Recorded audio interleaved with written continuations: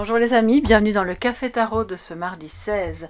Soyez tous les bienvenus, installez-vous, on va voir quels sont les messages pour cette journée, en positif comme en négatif, avec le tarot tarot de la magie verte, pardon, l'oracle des sorcières et une rune en guise de message de sagesse à la fin. Donc restez bien jusqu'à la fin parce que la rune en général a un message assez précis et important à délivrer. On va faire un peu de place, comme d'habitude. Voilà, j'ai un cadre qui n'est pas trop grand, donc on enlève ça et on commence d'abord avec le tarot. Alors les amis, j'espère que vous allez bien. Je vous remercie bien sûr pour votre présence. Faites-vous un petit café, un petit thé, ou peut-être que vous êtes en route. À ce moment-là, je vous accompagne. En ce qui me concerne, moi j'ai un thé. Voilà, je me suis fait un thé au gingembre, citron, donc gingembre frais, citron et miel. Excellent pour l'hiver, ça c'est la petite parenthèse du moment. Alors je suis plutôt café en général, mais ce thé là j'adore, vraiment, je vous le recommande. Alors, on y va les amis, trêve de blabla, c'est parti pour le mardi 16. Alors pour celles et ceux qui sont concernés par des questions professionnelles, je ne sais pas si vous avez eu l'occasion de la voir, mais j'ai publié ce week-end une vidéo d'un double tirage, donc 2 choix pour votre évolution professionnelle. Alors si c'est pas professionnel, ça peut être au niveau de vos activités, des choses qui vous tiennent à cœur, je pense que ça vaut vraiment la peine. C'est intemporel. Alors les amis, positif et négatif pour ce mardi 16.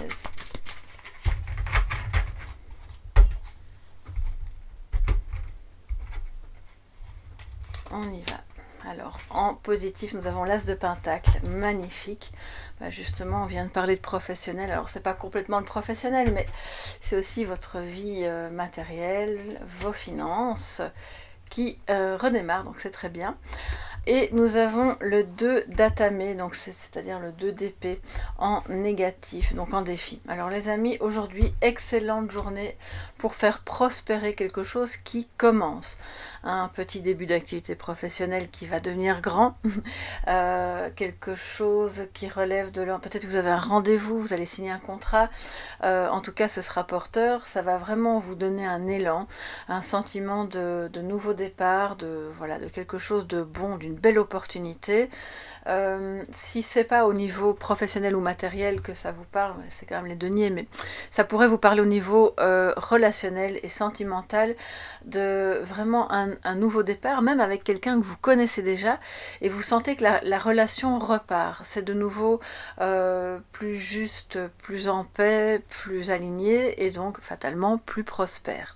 Donc génial, on est toujours content quand on voit arriver l'As dans la maison positive, donc ça décuple encore vraiment son énergie. Vous avez peut-être d'autres opportunités aujourd'hui qui vont se présenter, alors ni matériel ni relationnel, mais de faire quelque chose qui vous tient à cœur.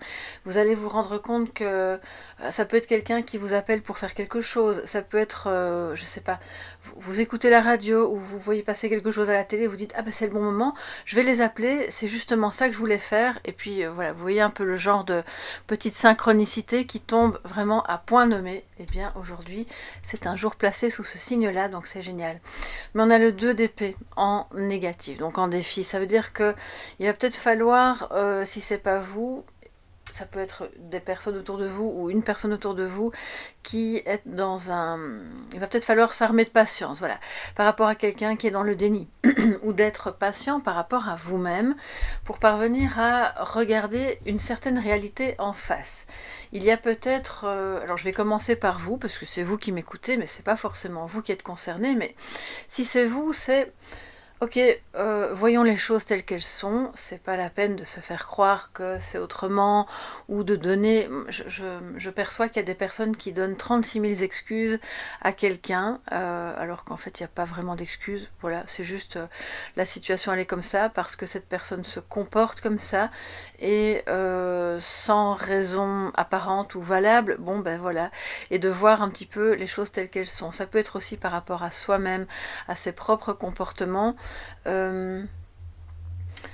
je ne sais pas pourquoi, j'ai vraiment ce sentiment de personnes qui tournent autour de vous en vous disant oui, oui, mais non, si je ne l'ai pas fait, c'est parce qu'il y a eu telle et telle chose, une autre personne m'en a empêché, j'aurais bien voulu, mais tu... Et alors vous, en face, vous avez un petit peu un foulard sur les yeux et vous ne voyez pas que ce sont des baratins. Voilà, alors c'est pas très grave, je ne pense pas que ça concerne une situation extrêmement importante. Ça peut aussi concerner vos propres zones d'ombre et de se dire, bah, aujourd'hui le défi c'est vraiment de voir les choses avec une authenticité, avec voilà, simplement sans phare, sans foulard, sans rien, et de se dire que si la réalité elle est comme ça dans tel ou tel ou tel domaine, à vous de voir évidemment quel domaine est concerné, c'est d'être vraiment le plus honnête avec vous-même, de cesser d'avoir cette vision qui est bloquée par quelque chose qui est soit émotionnel. L'écran, il peut être émotionnel, il peut être financier, voilà, il peut être de tout ordre. Parce qu'une fois qu'on enlève en fait ce foulard et qu'on a la vision claire, on peut alors prendre une décision, on peut dire ok, j'arrête de faire ça, je vais plutôt dans telle direction, ou je suggère à cette personne qui est en train voilà, de se voiler la face, de peut-être regarder les choses sous un autre angle. Alors vous allez me dire ça c'est délicat, qui on est pour aller dire aux autres tu sais tu te voiles la face mais si vous avez une relation proche, je pense que ça peut se faire. Tout dépend des mots que vous utilisez, du ton que vous utilisez. Personnellement, mais ça c'est très personnel, je pense qu'on peut tout se dire, mais ça dépend de la forme, voilà. Le fond, il est parfois pas facile à dire ou à entendre, mais si la forme est mise avec bienveillance, à mon avis, voilà, c'est possible. Donc soyez aussi bienveillant envers vous-même, évidemment. Le but, une fois qu'on enlève le foulard et qu'on voit la réalité en face, c'est pas de se culpabiliser, certainement pas. Et on va un petit peu voir justement où est l'oracle. Ah voilà. De quoi ça parle, hein, parce que on va avoir plus d'infos. C'est bon.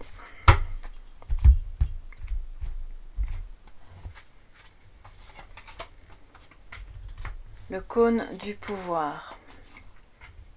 Aradia avec l'héritage.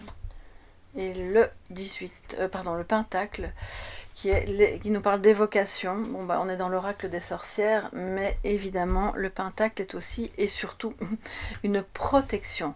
Alors, quand on va évoquer ou invoquer, c'est pas la même signification, mais je pense qu'il y a un peu des deux ici.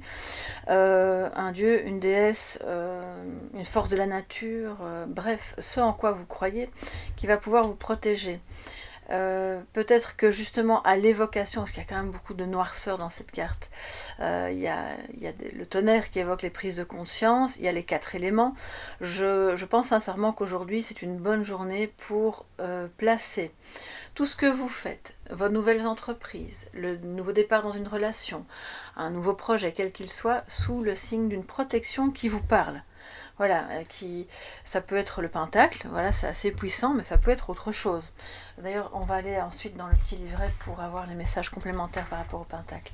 Le cône du pouvoir nous parle de l'énergie vitale qui est en vous, qui vous permet de voir avec le cœur, on a de nouveau le pentacle, de comprendre une situation, d'être protégé de tout ce qui n'est pas clair ou que vous ne pouvez pas voir parce que justement il y a quelque chose qui fait écran.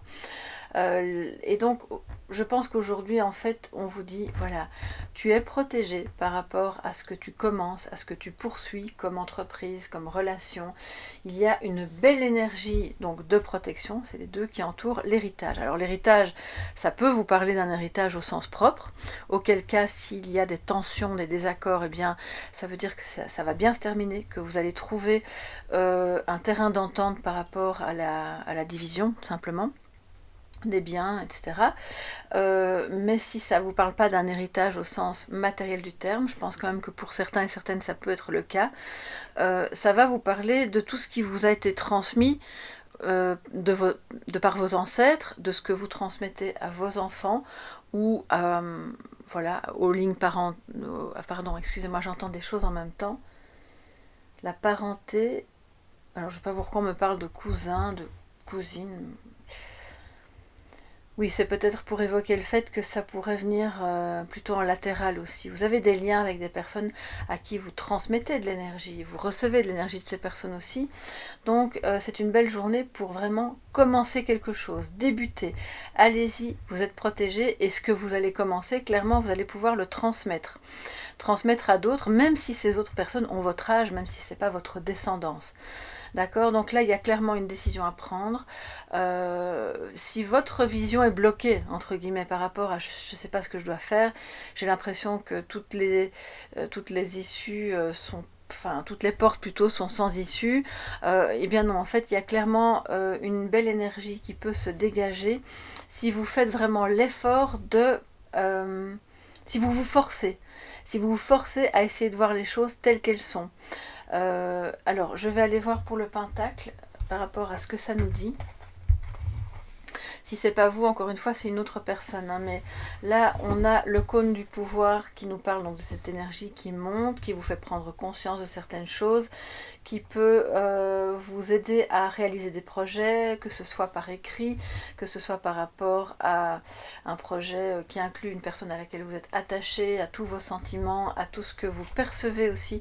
La bougie me parle du monde, bien sûr, de l'élément air, mais aussi du monde, enfin de l'élément feu surtout, mais un peu des deux en fait, mais du monde subtil, d'accord, de tout ce que vous... Je pense aujourd'hui vous allez recevoir des messages, dans tous les sens du terme, hein, qui vont vous venir soit intuitivement, intérieurement, soit d'une autre personne. Et à l'évocation de quelque chose, vous allez comprendre une autre situation, c'est comme si ça allait justement faire un triangle, et alors vous allez vous dire, ah ok, je comprends maintenant. Donc là, la situation va s'éclaircir. Alors on va quand même aller voir avec notre pentacle. Symbole sacré de la sorcellerie, oui, bien sûr. Alors les éléments, mots-clés manifestation, évocation, protection, comme je vous disais. Le pentacle indique que vous avez besoin de croire en vous-même. Digne enfant de la nature, vous avez un profond respect pour la sagesse ancestrale. Et on a l'héritage juste à côté. Donc, quelque chose vous a été transmis et c'est à votre tour de le transmettre. C'est vraiment ce que je ressens. Et donc là, on ne parle pas d'argent, hein, on ne parle pas de matériel. Pour moi, on est au niveau de vos valeurs, au niveau de vos connaissances. Une maman, une grand-mère, un grand-père, un savoir, une manière d'écrire, de penser. Il y a quelque chose là à transmettre à votre tour. Rappelez-vous les présents dont vous avez hérité et vivez en harmonie.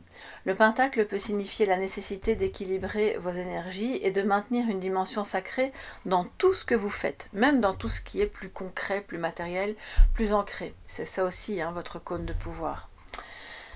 Il se peut que vous ayez également besoin de protection actuellement. Et là, avec la noirceur dont on parlait au début, ça me fait penser plutôt aux personnes qui seraient fatiguées, qui passent des mauvaises nuits, qui ont constamment l'impression d'avoir des fuites d'énergie. Vous pouvez réaliser un pentacle, le garder près de vous, dormir avec, le placer sous votre oreiller. Enfin, il y a plein de choses à faire que je ne vais pas vous faire un cours là-dessus maintenant, mais vraiment, ça peut vous servir de talisman et vous aider à remettre le cône du pouvoir à l'intérieur de vous dans toute sa dimension sacrée, dans tout ce que ça va vous apporter d'énergie pour faire et ce qui est plus spirituel et ce qui est plus ancré, concret, matériel du quotidien. Donc cette carte évoque les thèmes de l'étude, de la mémoire et de l'application du savoir. Je le rappelle, savoir qui vous a été transmis. Et s'il ne vous a pas été transmis, que c'est vous qui avez l'impression d'avoir appris quelque chose, voilà, à travers un voyage, des études, une relation, eh bien prenez en note et transmettez-le à d'autres. Parce que ce savoir est important. Il ne doit pas se perdre. Il fait partie de quelque chose d'important qui va protéger d'autres personnes. D'accord? Donc je pense aussi, au niveau plus global, on vit maintenant dans une époque où, voilà, qui est assez tourmentée, qui peut, par certains côtés, heureusement pas tous les côtés, mais être un peu sombre. Donc c'est vraiment notre devoir, en fait, de se rattacher à ce qui est lumineux, et de le diffuser, de le transmettre, de le garder bien en héritage et de le transmettre pour ne pas laisser gagner des énergies oui, qui sont très sombres et qui vous tirent vers le bas, qui nous tirent vers le bas. D'accord ? Donc voilà pour ce message du jour. Alors l'aspect majeur de cette carte, les ancêtres vous guident vers la sagesse. Bon, avec la carte de l'héritage juste à côté, je pense que c'est clair. Que ce soit une grand-mère, un grand-père ou même au niveau de vos arrière-grands-parents. Écoutez bien leurs messages. Comme je vous le disais, j'ai l'impression que vous allez intuitivement recevoir des messages par des synchronicités ou par la clairaudience ou par une chanson que vous entendez, peu importe quoi, soyez attentifs aujourd'hui. Ça vous guide. Et ensuite, l'aspect mineur de cette carte, puisez ce dont vous avez besoin pour avancer, que ce soit dans votre énergie, dans la nature, dans le savoir ou dans ce nouveau départ qui est là et qui, je pense qu'il est déjà amorcé. Hein. Je ne vais pas dire qu'il frappe à votre porte, je pense qu'il est déjà là, il est amorcé. Alors, petit message ou grand message, pourquoi petit en fait, non, il va être grand, de sagesse avec une rune. Quelle sera la rune du jour, les amis? On va voir ça tout de suite et je vais vous la placer au milieu. Quelle rune pour ce 16 janvier?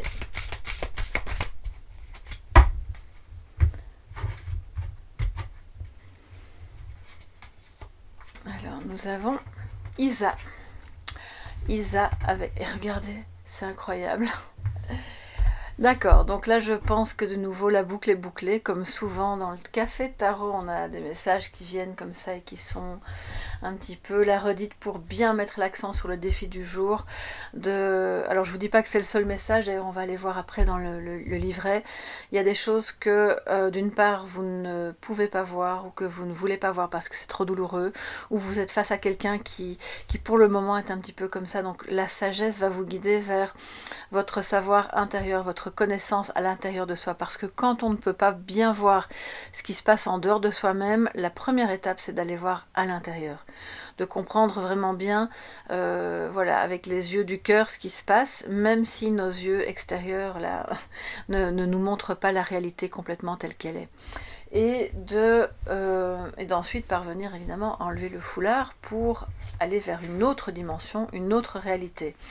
Alors Isa, que nous dit cette rune qui va être votre rune de sagesse pour cette journée? Un petit instant, parce que là je ne vais pas me tromper. Alors, Isa ça va se prononcer Isas en proto-germanique, donc qui est évidemment la langue reliée aux runes. On a en toile de fond, la lame d'Isa représente une des 3 normes, la 3e et dernière, celle du présent. Son nom issu du verbe vieux narwa, veroa, devenir, signifie ce qui est en train de se dérouler sous vos yeux. Hein. Ça c'est moi qui le rajoute. Je vais aller voir par rapport à... Donc on nous dit que cette rune n'a pas de forme renversée, c'est très bien parce qu'elle était justement arrivée à l'envers, donc ça ne change rien. Isa est une rune statique, figée, hivernale. Ok, on est en hiver. Elle indique que nous faisons face à des blocages, des choses en suspens, des arrêts souvent forcés, voire des moments de rupture ou de séparation dans lesquels on a peine à avancer. C'est aussi une rune de contrôle de soi, parfois poussée à l'extrême et donc dans une idée négative car figée et loin du naturel, et de solitude initiatique, tel un ermite qui se retire du monde pour contempler et réfléchir en s'affranchissant des contraintes spatio-temporelles de la vie mondaine. La rune Isa est une grotte au cœur de l'hiver où l'on se retranche pour hiverner, et ça rejoint un petit peu le regard à l'intérieur dont je vous parlais juste avant. Alors, Isa revêt aussi, elle annonce donc des moments où on se sent impuissant, où on ne peut que subir, sans le moindre acte ou sacrifice puisse changer le cours implacable des choses. Et donc, en fait, le message de sagesse nous dit, eh bien, c'est faux, voilà. Vous pouvez travailler comme l'ermite à être dans un regard intérieur, à être plus dans l'acceptation de ce qui est, mais sans pour autant nier ça, sans pour autant l'occulter et essayer justement de voir la réalité. Isa revêt aussi une notion de fatalité, dû à une force extérieure contre laquelle on ne peut rien et à laquelle il faut juste survivre, à l'image de l'hiver. Si l'immobilisme vient d'une force extérieure, il est peut-être temps de profiter de ce statisme entre guillemets forcé pour accumuler des forces et puiser raisonnablement dans vos réserves. C'est un moment où l'on ne peut de toute façon compter que sur soi-même pour semer les graines qui ne germeront que dans l'avenir, quand les conditions seront plus propices, donc au sortir de l'hiver. Rune d'inaction, elle invite à l'attente et à la patience. Voilà mes chers amis pour ce mardi 16 janvier que je vous souhaite vraiment très beau, très doux, aussi rempli de confiance et de belles transmissions par rapport à ce que vous avez reçu en héritage. Je vous embrasse bien fort, je vous remercie de tout cœur pour votre présence sur la chaîne, pour vos likes, vos abonnements et tout ce que vous faites pour soutenir les vidéos. Si vous avez besoin d'une guidance privée, vous me contactez à soleillevent@yahoo.com et puis rendez-vous dans les shorts du soir qui viennent en général aux alentours de 20h, 20h30, 21h et qui sont des messages intemporels pour la plupart. À très bientôt les amis, merci beaucoup, gros bisous, bye bye.